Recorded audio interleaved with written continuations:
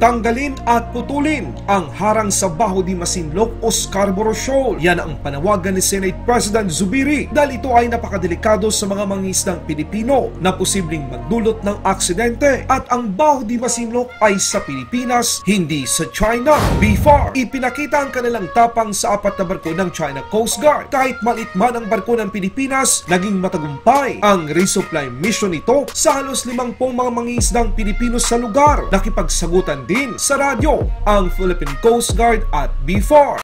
This is Bureau of Fisheries and Aquatic Resources, MMOV 3004. You do not interfere with our activities here inside the Philippine waters. You are inside the exclusive economic zone of the Republic of the Philippines. Naghihintay ngayon ang Philippine Coast Guard ng utos mula sa National Task Force for West Philippine Sea at kay Pangulong Marcos Jr. upang tanggalin na ang nasabing floating barriers sa Baho de Masinloc. Ito ang mga balitang ating pag-uusapan dito lang sa Good News Philippines. Huwag kalimutang i-like ang video, mag-subscribe, mabilis lang ito, promise!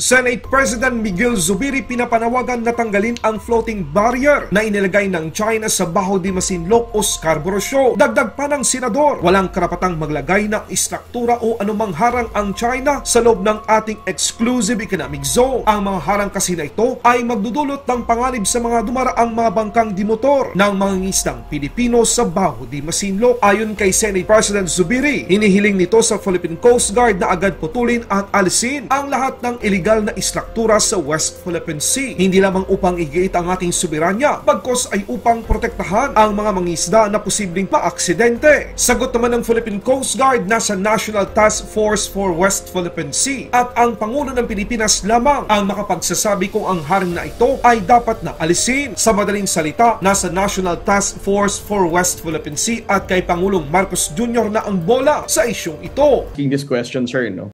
Maraming nagtatanong sa social media when we released the photos and we did the reporting about this, kung bakit hindi daw agad tinanggal ng Coast Guard or ng BFAR or ba't hindi agad pinutol, no? On the part of the Philippine Coast Guard, let me first clarify, no? I think Filipino people should understand na there are some diplomatic and issues na kailangan natin ditong gawin. We have yet to ask permission from the national government and of course from the Commander-in-Chief, no, whether what will be the final action on the part of the Philippine Coast Guard. Ang nakaraang mission namin, we just documented that there is really an existing barrier na nilalagay ang Chinese government. But as I said, we gave the report already to the National Task Force West Philippine Sea, wherein the Department of Justice, the Department of Foreign Affairs, Department of National Defense are all part of this interagency task force and chaired by the National Security Advisor. Should the NTFWPS would recommend to the President kung ano man ang gagawin nating action dito. The Philippine Coast Guard, BFAR, and even the Armed Forces of the Philippines will comply kung ano man ang magiging decision dito ng ating national government. Ang inaalala ngayon ng mga analista sa Pilipinas kung walang aksyon na gagawin ang Pangulo ng Pilipinas. So, if the President would make a decision, he would have, of course, to take into account possible reaction and actions.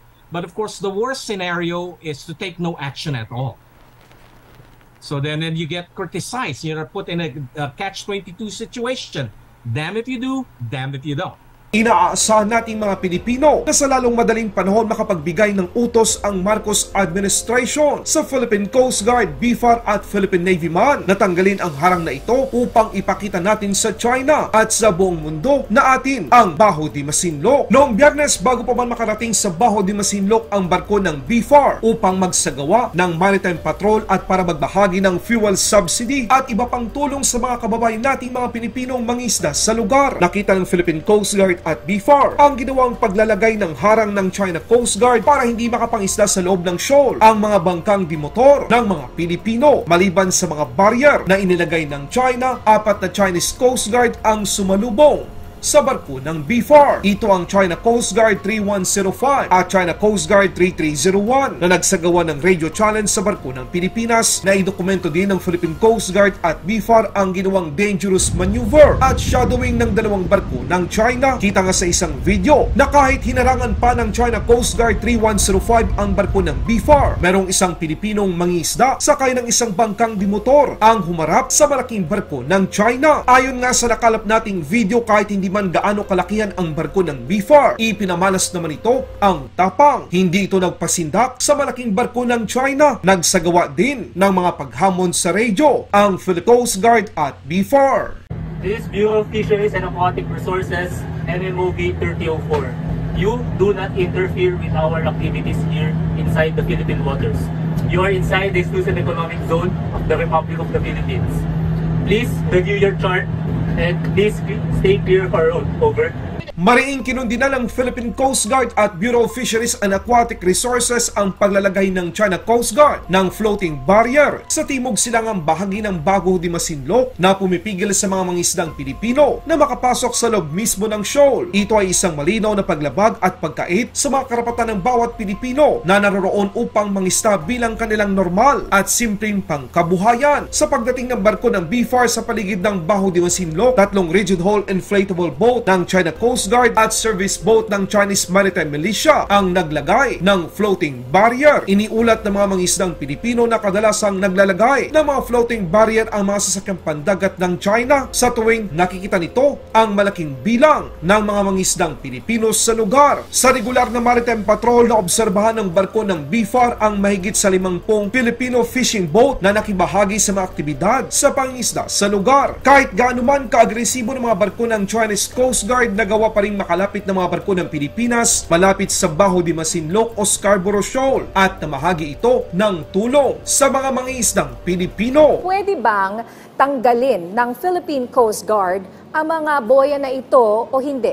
Kasi Chinese Coast Guard ang naglagay. Hindi ba ito magdudulot ng lalo pa raw na tensyon kapag inalis ito?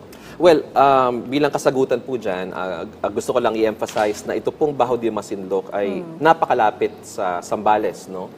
Ito pong lugar na ito ay within the 200 nautical miles exclusive economic zone ng ating bansa. Bilang parte ng ating EEZ, tayo po ay may karapatan dyan, no? Yung po tinatawag na maritime entitlements natin, particularly para po sa ating mga mangingisda. At kailangan malaya silang makapag-mangisda dyan. Maliwanag na maliwanag po yung 2016 arbitral ruling kung saan itong Baho de Masinloc or tinatawag na Panatag Shoal or internationally as Scarborough Shoal ay may karapatan ng ating mga mangingisdang makapag-pangisda dyan ever since, no? Mula pa centuries ago. So, ibig pong sabihin, kung ang tanong po ay may karapatan ba tayong tanggalin yung linagay na barrier, meron po.